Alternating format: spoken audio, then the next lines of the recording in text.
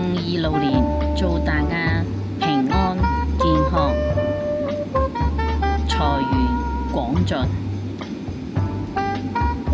煎嘅羊架俾大家試下，呢個羊架呢係要切。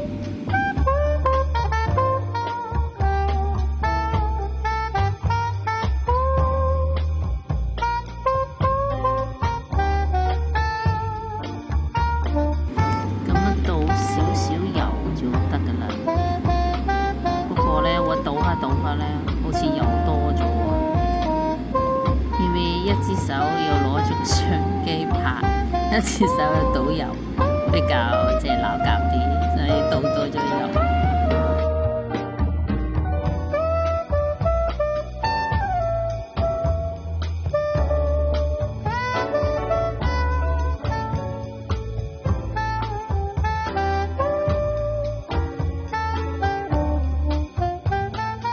算唔算翻車呢？我覺得唔算咯，因為我可以把油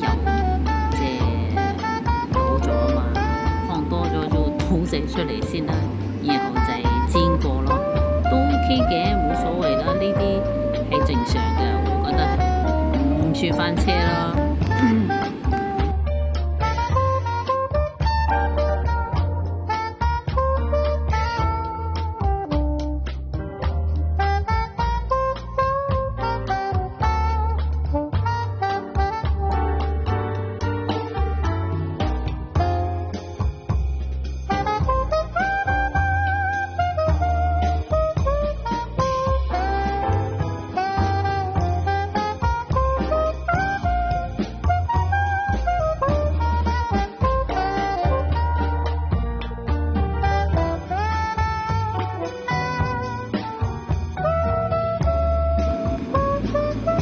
冇油呢，倒咗啲油呢，煎到好快嘅，好快就兩邊都 OK 啦，可以出鍋。